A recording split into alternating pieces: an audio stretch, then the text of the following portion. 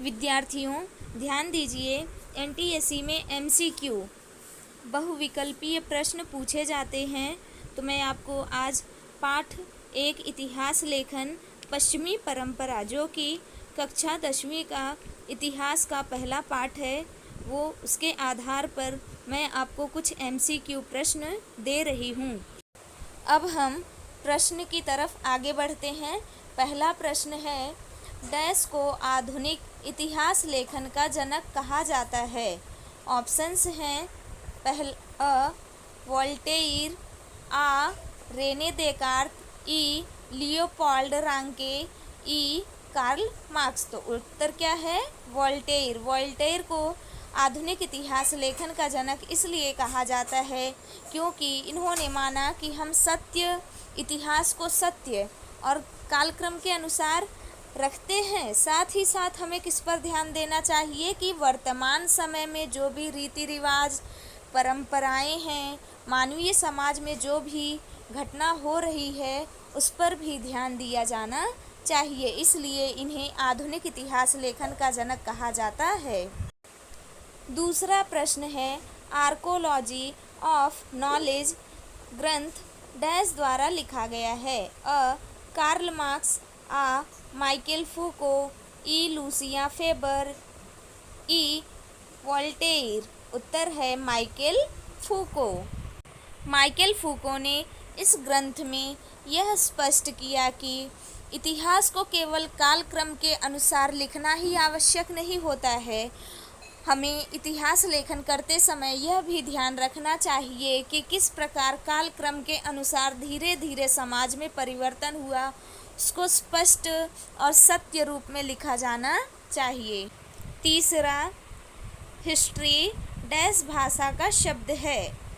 अ हिंदी, आ अंग्रेजी, ई संस्कृत, ई ग्रीक। उत्तर है Greek. The histories नामक ग्रंथ में हेरोडेटस ने सबसे पहले हिस्ट्री शब्द का प्रयोग किया था और यह ग्रंथ जो है ग्रीक भाषा में है। चौथा प्रश्न है, गोटिंगन विश्वविद्यालय की स्थापना किस देश में हुई। अ जर्मनी, आ फ्रांस, ई भारत, ई जापान। उत्तर है जर्मनी। जर्मनी के इसी विश्वविद्यालय में सबसे पहले इतिहास विषय को स्वतंत्र स्थान प्राप्त हुआ था। पांचवा प्रश्न है, वोल्टेयर का वास्तविक नाम डैश था। अ लूसिया फेबर, आ फ्रांसवा मरी अरुए, ई माइकल फूको, ई लियोपोल्ड रांके। उत्तर है फ्रांसवा मरी अरुए। फ्रांसवा मरी अरुए यानी कि वोल्टेयर जो है फ्रांसीसी दार्शनिक और इतिहासकार था। छठवां प्रश्न है, फ्रांसीसी विदुषी डैश ने स्त्रीवाद की मौलिक भूमिका स्पष्ट की। अ सीमा द बोवा, आ फ्रांसवा मरी अरुए, ई क्रिस्टीन एन गॉट, ई कैथरीन अर्ली। उत्तर है सीमा द बोवा। इतिहास में स्त्रीवाद को भी महत्व दिया जाने लगा। स्त्रियों का पारिवारिक जीवन, नौकरी, रोजगार या उनके लिए जो संस्थान स्थापित हैं उससे संबंधित जो चीज़ें हैं सभी इतिहास में आने लगी।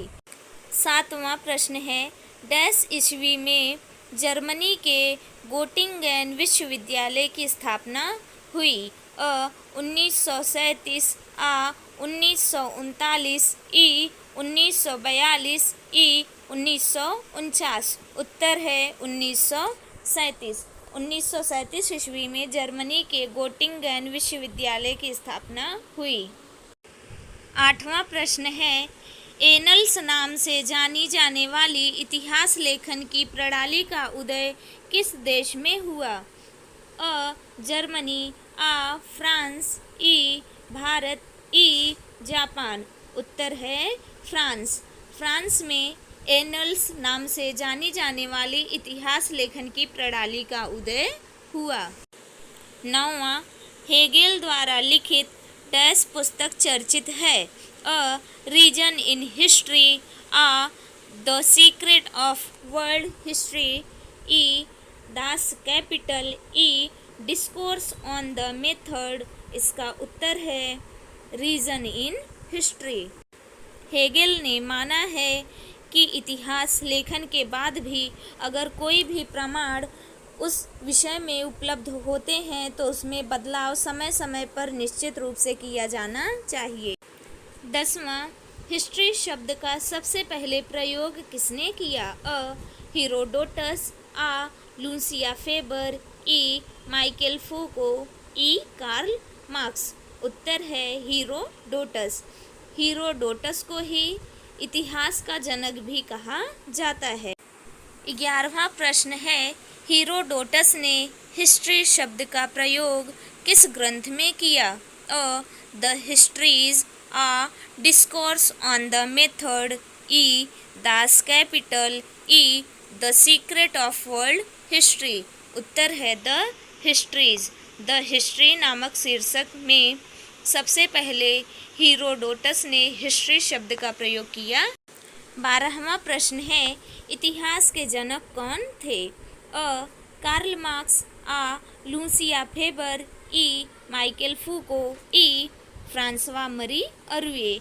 इसका उत्तर है हीरोडोटस। हीरोडोटस को इतिहास का जनक माना जाता है और आधुनिक इतिहास का जनक वोल्टेयर को माना जाता है। प्रश्न 13, ऐतिहासिक घटनाओं का लिखित अंकन करने की परंपरा का प्रारंभ मेसोपोटामिया की डैश संस्कृति में हुआ? अ हड़प्पा, आ सुमेर, ई चीन, ई अरब। इसका उत्तर है सुमेर। सुमेर के राजाओं और उनके संघर्षों की कहानी का लेखन जो है शिलालेखों में किया गया है और उसको वस्तु संग्रहालय में सुरक्षित रखा गया है। सबसे प्राचीन शिलालेख जो है 4500 वर्ष पुराना है। 14वां प्रश्न है, ऐतिहासिक यथार्थ अथवा वास्तविकता को तर्क शुद्धता पद्धति द्वारा प्रस्तुत किया जाना चाहिए। यह विचार किस जर्मन दार्शनिक का था? अ वोल्टेयर, आ रेने देकार्त, ई लियोपोल्ड रांके, ई जॉर्ज विल्हेम फ्रेडरिक हेगेल। उत्तर है जॉर्ज विल्हेम फ्रेडरिक हेगेल। इन्होंने माना कि जो इतिहास का यथार्थ है और उसकी वास्तविकता को तर्क शुद्धता पद्धति द्वारा प्रस्तुत किया जाना चाहिए। मतलब जो भी लिखा जा रहा है वह तर्क शुद्ध होना चाहिए। इसके लिए इतिहासकार को जिम्मेदार होना चाहिए कि उसने क्यों ऐसा लिखा है। 15वां प्रश्न है, चित्र से संबंधित उपयुक्त पर्याय कौन सा है? मतलब यहाँ पे आपको जो चित्र दिया गया है वो अच्छे से देखना है और ये बताना है कि इसके लिए सही उत्तर कौन सा हो सकता है। इसमें कुल 4 ऑप्शन हैं।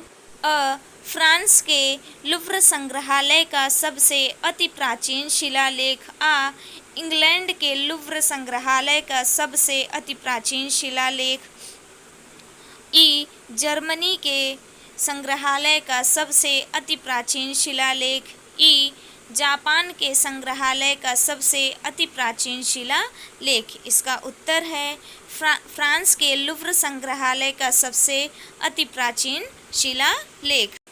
अगला प्रश्न है, चित्र से संबंधित उपयुक्त पर्याय कौन सा है? यहाँ पर इतिहासकार का फोटो दिया गया है। 4 ऑप्शन हैं। चारों में से ये देखना है कि ये किस इतिहासकार का फोटो है। अ वोल्टेयर, आ रेने देकार्त, ई लियोपोल्ड वॉन रांके, ई जॉर्ज विल्हेम फ्रेडरिक हेगेल। उत्तर है लियोपोल्ड वॉन रांके। ये चित्र लियोपोल्ड वॉन रांके नामक इतिहासकार का है। लियोपोल्ड वॉन रांके ने यह माना कि इतिहास जब लिखा जाए तो सबसे पहले जो मूल दस्तावेज हैं, कागजात हैं, उनको अच्छे से जांच कर लेना चाहिए। उसी के माध्यम से हम इतिहास के वास्तविक सत्य तक पहुंच सकते हैं।